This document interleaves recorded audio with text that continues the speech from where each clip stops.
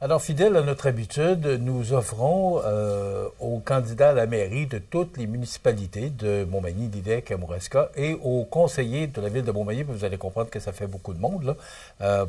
C'est du temps d'antenne qu'on offre gratuitement, comme on fait depuis des années, pour entendre ces gens qui viennent nous parler de ce qui les motive à se présenter en politique municipale. Et là, c'est le candidat à la mairie de Saint-Aubert, M. François Diguay, qui est avec nous. M. Diguay, bonjour. Bonjour, ça me fait plaisir d'être ici, merci. Oui, heureux de vous recevoir.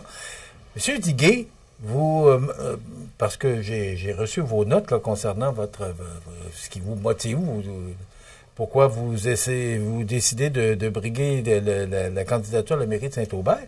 Mais, entre autres, ce qui m'a peut-être un peu frappé, c'est Saint-Aubert a besoin de changement à la mairie. Pourquoi? Bon, je dois dire que mon adversaire, M. Deschênes, est là depuis 16 ans. Et de ce point de vue-là, moi, je pense qu'il faut lui dire merci. C'est une bonne performance, dans le fond, faire 16 ans dans le politique municipal. Ça sera aux citoyens de voir le 2 novembre s'il est encore l'homme de la situation. Moi, ce que je propose, c'est de mettre mes compétences au service de Saint-Aubert. J'ai travaillé pratiquement toute ma carrière dans le domaine municipal, les communautés rurales, les organisations touristiques. Et ce que je vois à Saint-Aubert, c'est que c'est un petit bijou. C'est une municipalité qui a un cœur de village extraordinaire, qui a besoin d'amour. On a un lac qui génère la moitié des revenus dans le budget municipal pour des services. Et de bons revenus. Hein? De très bons revenus. Parce que quand même, les propriétés sont très bien cotées. C'est ça. On a une chance, c'est un peu comme, dans le fond, je compare ça à un petit parc industriel. On a la chance d'avoir une source de revenus qui est constante, qui va en augmentant. Et bien sûr, il faut donner les services en conséquence. Mais moi, ce que je veux faire comme changement, là, dans le fond, le premier, c'est de consulter les citoyens et de les impliquer dans la revitalisation du cœur du village. Pour vous donner un exemple, là, à Saint-Aubert, si vous êtes passé dernièrement, il y a une église entourée d'une mer d'asphalte. On a un projet de garderie, on a le déménagement de la bibliothèque qui s'en va à l'ancien édifice des Jardins. Et là, ben, on a la chance, avec les programmes gouvernementaux, de pouvoir améliorer le cœur du village, c'est-à-dire planter des arbres, modifier, sécuriser les espaces. Et on a aussi la chance d'avoir un terrain adjacent au centre Yvon Duval qu'on peut développer en termes résidentiels. Bon, l'habitude des gens, c'était de faire des bungalows. Je pense, moi, qu'en consultant les gens puis qu'en les impliquant, on va peut-être arriver à des formules un petit peu plus originales, comme du multi-logement. Il y a des jeunes familles qui veulent s'installer dans la région, à Saint-Aubert notamment, et ils n'ont pas nécessairement l'argent pour s'acheter une maison, mais ils seraient prêts pendant 5 ans à peut-être être locataires en vue de se ramasser un pécule. Fait que dans le fond, je pense que le centre de Saint-Aubert, le cœur du village, a besoin d'être revitalisé un petit peu, a besoin d'être mis en valeur, puis a besoin d'être un petit peu plus entouré là, de végétation, puis de ce qu'il faut pour en faire un cœur dynamique. Puis mon autre grand objectif au niveau du lac, c'est que j'ai commencé au début de mon mandat à essayer de concrétiser le vivre ensemble. C'est-à-dire qu'il y a de la place pour tout le monde, toutes les sortes de sports motorisés, mais à certains endroits. Et on a commencé avec une carte de navigation, avec des protections des bandes riveraines. C'est en train de se mettre en place. Il y a des progrès intéressants qui s'observent. Par contre, il y a des petits problèmes ici et là. Et moi, ce que j'essaie de faire, c'est d'y aller par la positive, d'informer les gens, de les sensibiliser et de surtout pas embarquer dans des histoires de règlements qui, de toute façon, vont être presque impossibles à faire respecter. Fait que j'essaie d'y aller d'une façon positive, en pensant que les gens autour du lac ou dans le village sont intéressés à améliorer leur milieu de vie. Et tout ce qu'il faut, ben, c'est d'amener un petit peu d'expertise et de compétences pour que tout ça se mette en place.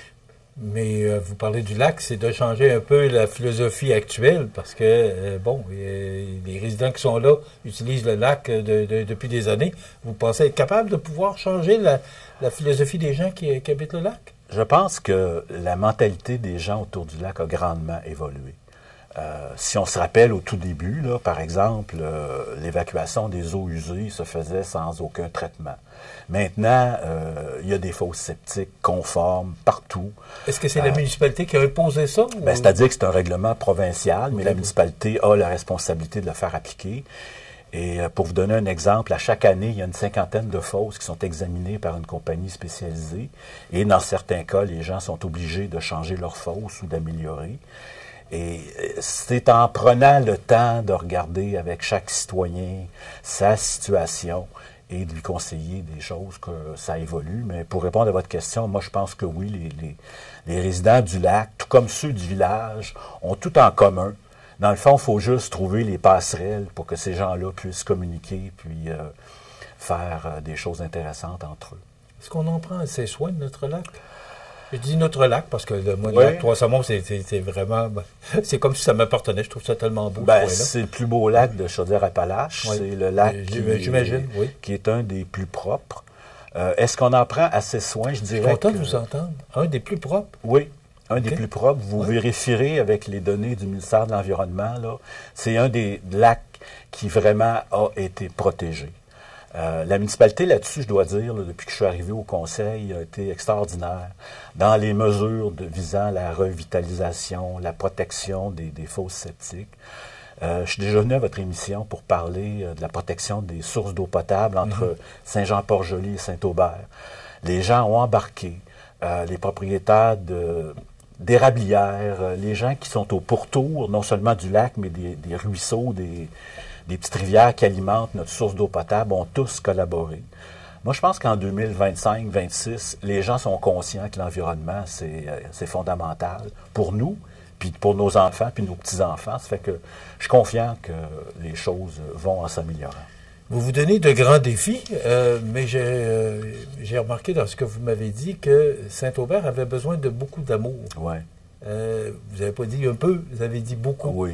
Est-ce que, parce que vous parliez de la salle autour de l'église, puis est-ce que vous pensez, parce que vous êtes conseiller depuis 4 ans, qu'est-ce qu'on a fait ces derniers 4 ans pour que vous puissiez dire aujourd'hui que Saint-Aubert aurait besoin de beaucoup d'amour? Bien, je dirais que plusieurs petites municipalités de peu d'habitants, 1400 habitants à Saint-Aubert, plus 700 villégiateurs, n'ont pas nécessairement de grands moyens financiers. Mais pourtant, vous avez une source de revenus, vous l'avez dit, et le lac Trois-Saumons, c'est des résidents autour, peut-être quand même, par rapport à d'autres municipalités, vous êtes choyés d'avoir cette source de revenus-là, si on compare avec les autres municipalités. Donc, vous avez plus d'argent, possiblement, que d'autres municipalités? C'est-à-dire qu'on a peut-être la chance d'avoir le lac, ça j'en conviens avec vous, puis on est chanceux financièrement, mais il y a quand même des défis. L'entretien de tout ça, finalement, d'offrir des services de qualité, ça génère à peu près un équilibre entre ce qu'on reçoit et ce qu'on dépense. Là où je pense que je vais faire la différence... Il n'y a pas de surplus? Non, il n'y a pas de surplus. On boucle de façon générale à peu près à zéro. L'autre chose qu'il faut penser, c'est que les citoyens, qu'ils soient au lac ou au village, ils ont une limite dans ce qu'ils peuvent payer, puis dans ce qu'ils veulent payer. Et moi, ce que je veux faire, c'est d'impliquer les citoyens pour être capable de bien cerner jusqu'à quel point ils sont prêts à aller. Ça se peut que les gens nous disent, ben là, moi, j'en ai assez de payer des taxes, là, je veux que ça reste comme ça. Fait que je pense que c'est ça qui va me gouverner le plus, c'est d'être conscient que les gens à Saint-Aubert, dans certains cas, oui, ont des chalets d'1 million, mais il y a des gens qui ont des maisons de 150 000 $, puis qui, je veux dire, ont une petite pension, et ils ne sont pas capables d'aller plus loin. Fait que je pense que c'est d'essayer de trouver un équilibre dans tout ça, puis de voir comment on peut réaliser des projets à moindre coût, ou avec des partenaires. Saint-Aubert peut avoir la collaboration de Saint-Jean-Port-Joli, de Saint-Roch, de Lillet, et ensemble, en partenariat, des fois, on peut trouver des solutions qui sont moins coûteuses que si on y allait seul en pensant qu'on va régler tous nos problèmes par nous-mêmes. M. Duguay, vous parlez du compte de taxes. C'est la corde sensible, je pense, de tout, partout. Peu importe où on demeure, c'est la corde sensible. Est-ce que c'est plus difficile, la politique municipale, maintenant? On sait que le gouvernement est en déficit. On écoutait M. Legault hier qu'il veut essayer de faire de nouveaux plans, mais c'est très difficile aujourd'hui dans le contexte économique qu'on a. Est-ce qu'on peut avoir est-ce qu'on peut réaliser les ambitions qu'on a parce que, bon, les gens ne veulent pas augmenter le compte de taxes, il faut trouver des sources de revenus supplémentaires. C'est pas évident, la politique municipale aujourd'hui. Qu'est-ce qui fait que vous avez vous lancer là-dedans? Moi, je trouve que la politique municipale, c'est le niveau le plus intéressant parce qu'on est avec les citoyens tous les jours. À l'épicerie, au garage. Pas toujours facile, ça non plus. Là. Ben moi, j'aime ça. Parce que c'est le seul palier de gouvernement où on a les gens, où on a nos électeurs ou nos citoyens tous les jours, là, la politique municipale. Ben moi, en tout cas, je suis quelqu'un d'ouvert. J'aime entendre des commentaires des gens, qu'ils soient positifs ou négatifs. Des fois, dans les commentaires négatifs, on trouve des éléments d'information qui sont importants. Moi, je trouve que la politique municipale, c'est probablement le meilleur niveau parce qu'on a l'effet immédiat. Hein? Si on fait quelque chose qui n'a pas d'allure, le lendemain matin, on le sait, là, c'est automatique. On n'a même pas besoin de lire les journaux. Pas besoin de faire de sondage. Non, exactement. Puis en même temps, c'est le milieu où on peut le plus impliquer les citoyens à un niveau local. Si je reviens à mes terrains résidentiels à côté du centre Yvon Duval, il y a des gens qui m'ont dit, moi, j'ai pas nécessairement de problème financier, mais dans quelques années, je vais être obligé de laisser ma maison parce que je pourrais plus l'entretenir. Mais j'aimerais ça rester encore à Saint-Aubert. Et il n'y a rien actuellement qui est possible pour moi, là. Donc, j'aimerais ça avoir des opportunités. Fait que je pense qu'en travaillant avec ces gens-là, on va être capable d'intéresser un ou des promoteurs qui vont trouver qu'il y a peut-être une occasion extraordinaire, vu qu'on est contigu avec Lillet, Saint-Jean-Port-Joli, qui offre des emplois relativement décents. Bien, je pense qu'on va être capable de trouver des solutions qui ne nous coûteront pas plus cher que si on avait décidé de faire des bungalows, mais qui vont nous rapporter beaucoup plus d'argent que si on fait 20 terrains de bungalows versus 30 ou 40 logements. Justement, là-dessus, je voulais vous entendre parce que vous aviez parlé de logement.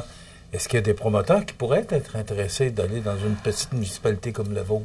Actuellement, il y a un petit problème à Saint-Aubert, c'est que le système d'épuration des eaux usées du village est à changer un petit peu. Là. Il y a des choses à changer, mais c'est pas des gros coûts. C'est peut-être une affaire de 100 ou 200 000 $ pour s'assurer qu'on est capable d'absorber des nouveaux résidents, mais dans les terrains résidentiels qu'on a, la beauté, c'est qu'on pourrait aller avec une firme qui pourrait avoir un système d'épuration qui serait seulement pour ces résidents-là, un genre Premier Tech ou Bionest, donc une fosse septique collective qui fait que la municipalité n'aurait pas besoin d'avancer des sous pour assurer le traitement des eaux usées. Ça ferait partie du deal avec le promoteur.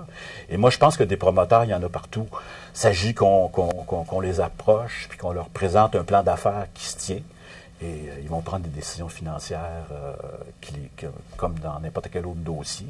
Mais je pense qu'il faut amener un cran de plus. Et c'est la compétence que j'offre à la municipalité de Saint-Aubert. C'est dans vos cordes aussi. Là. Tout à fait. C'est le côté professionnel, oui. C'est oui. dans votre carrière. Absolument.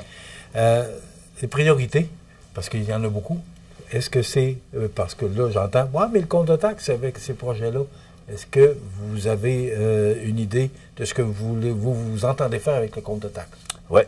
La première des choses, moi, ce que je veux, c'est qu'on puisse avoir une conversation avec nos résidents. Ça revient toujours, c'est en premier lieu de votre... C'est ça. Après ça, la population. Revitaliser le village, le cœur du village, les terrains résidentiels, assurer au lac que le vivre ensemble se concrétise d'une façon positive avec de l'information et de la sensibilisation et non des menaces de règlement. Et s'assurer que dans les deux cas, le lac et le village, qu'on réussisse à faire un vrai tout. Qu'on réussisse à intégrer. Ben, c'est-à-dire qu'il y a tout le temps des gens qui vont penser dans le village que les gens du lac sont un peu snobs.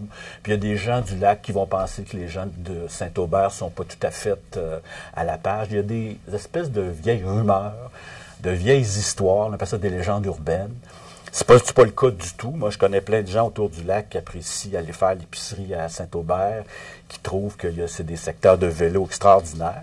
Et je pense qu'il faut avoir un discours rassembleur pour que tout ça fasse un tout et qu'on fasse face à l'avenir d'une manière beaucoup plus organisée. M. Duguay, merci d'avoir été avec nous. François Duguay, qui est candidat à la mairie de Saint-Aubert. Donc, voilà, et il sera et affronte M. Ghislain Deschênes, qui est là, on le dit, depuis 4 ans. D'ailleurs, on aura possiblement une soirée des élections le 2 novembre. On pourra vous en parler prochainement. Merci. M. Duguay. Merci beaucoup.